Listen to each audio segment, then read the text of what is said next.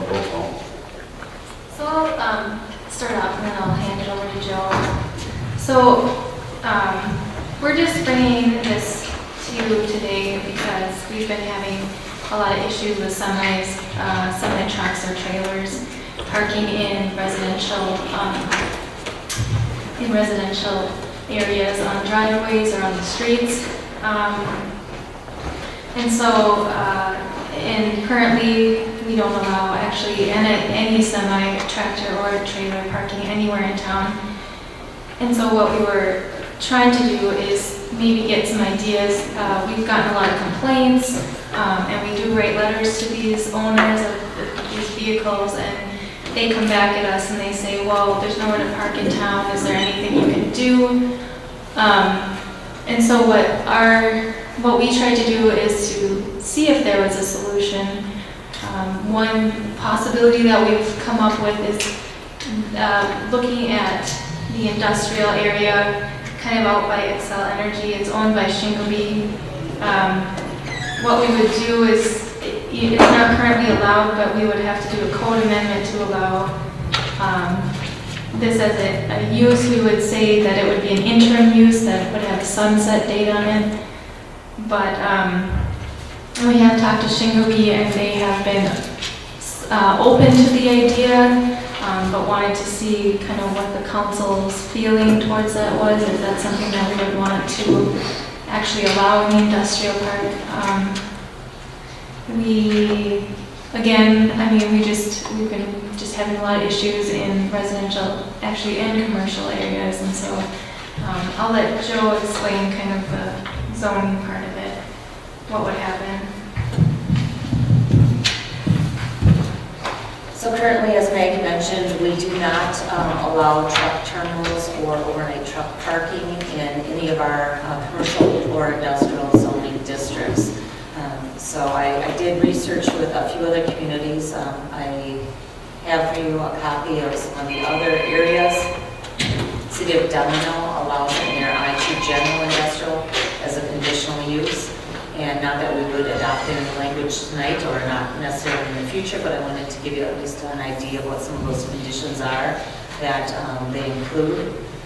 Otherwise, Stearns County and Rice County both are counties that allow it out more in the rural areas, and I included some of their conditions as well. And Stearns County breaks it down into either a large truck terminal or a small truck terminal. The small would be allowing up to 5 commercial vehicles and not exceeding 20,000 square feet in size. A large would have to be at least 2 acres in size to accommodate. Grenville County was the other one I included as well. I spoke to the City of Buffalo, and they said they noted allow it as a conditional use as well, so they identify under what conditions. Typically, those are the access to an arterial street. There are weight limits on some of the local roads, so we want to make sure that if we are allowing it somewhere in the community, they're not traversing through residential neighborhoods or roads that are not designed to handle that type of weight, as well as ones where there would be noise and complaints that we have received again recently as well as in the past.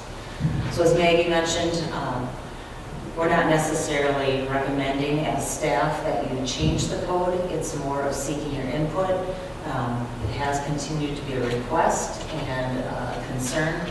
So Shingleby said, if your code doesn't allow it, it doesn't pay for us to investigate it further. If this is something that your city council is interested in pursuing, then they would investigate it further. But right now they are leasing out, and they can give a copy of the Montrose Business Park plat. Lot 1, Block 1 is currently Excel Energy.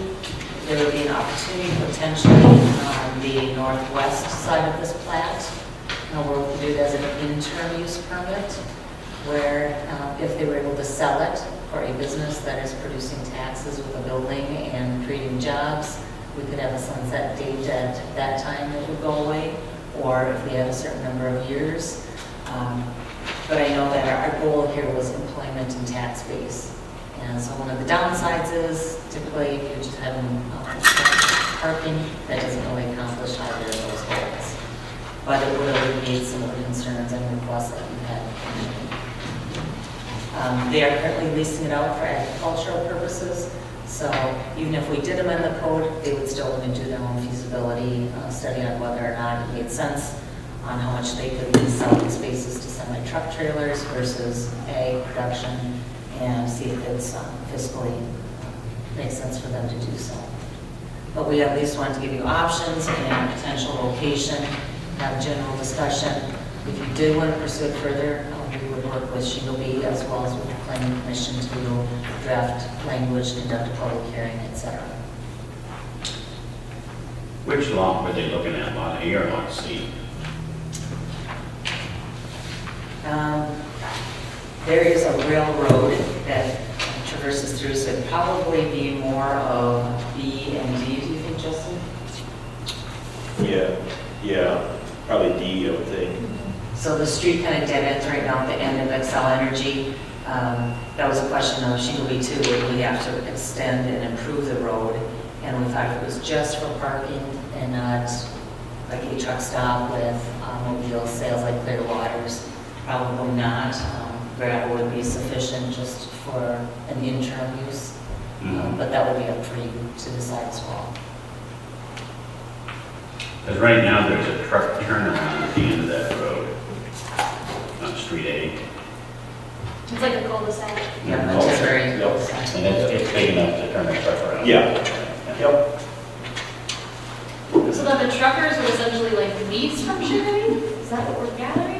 Right, they could lease a spot to park their truck at night instead of illegally parking their residential neighborhoods. And then they could leave a vehicle there during the day?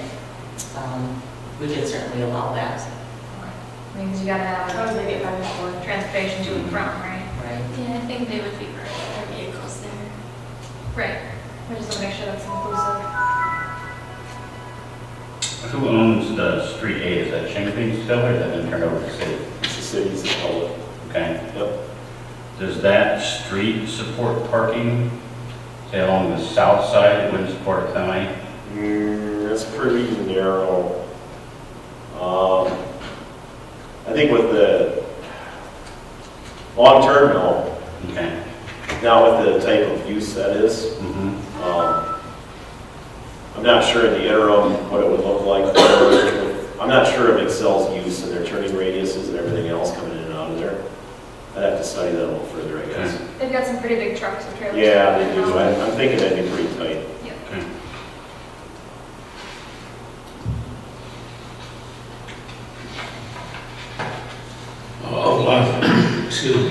Lot C there, that's a lot of lowland there, isn't it? C is a constructed stormwater pond. Yeah. Yep, that's where they put the pond for the Excel Energy site. And a couple of drivers that I've talked to said that, you know, they would be interested. They've been looking in places like Delano and Waverly, even Buffalo. So I know that there is interest. I mean, even last week I had to write 3 letters. And so I've gotten calls from 2, and I said, you know, this is something we're working on. We're going to see if it's an option. But I know that there is interest. I don't know how much, and I think that's something that we would continue to look into. How about the preserve of Montrose? Anybody parking there? That's zoned residential. So if we amended our ordinance to allow truck parking in residential, it would probably open the door to other residential areas and problems.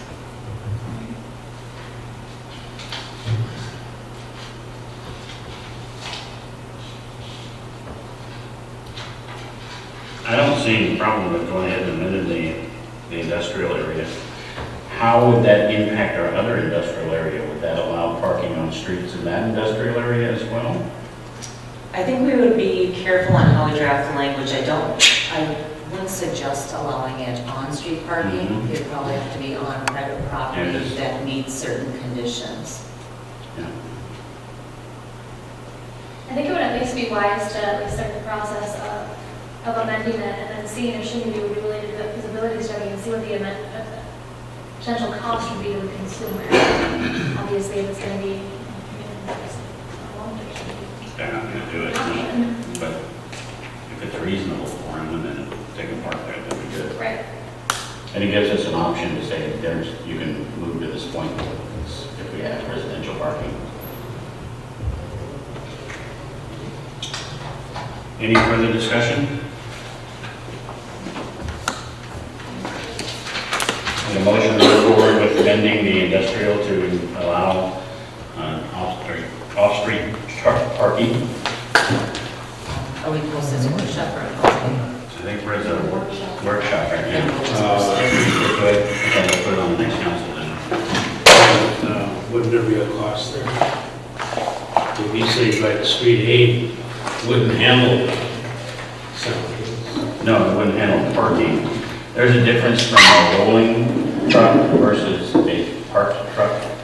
Because if you're continually parking in the same area, you pass that ground underneath of it, and then you have to have a hard surface, cement surface. So And also for the pads, if they're dropping the trailer, you gotta have something to just pads on. But if you don't have that, then over time, it'll wear that streetway because it impacts it so much. So this, So it's what's- off-street parking. So what's the suggestion now with extending out streetway? Shigabee would put a pad on one of those outlets for Yeah. trucks to rent or lease space to rent. to park there. And we'd allow it through an ordinance change. And would you be comfortable just at a gravel base that they would park on, or would you require pavement? Gravel's fine with me, and gravel is the right way to go in the area. Costs a lot of money to tar. Yeah. And and even if you do tar, it's not gonna hold up. So it's better to do gravel. And most of the parking areas that I've seen locally are gravel. Yeah. Should be down to gravel and what they got on other areas. Thank you.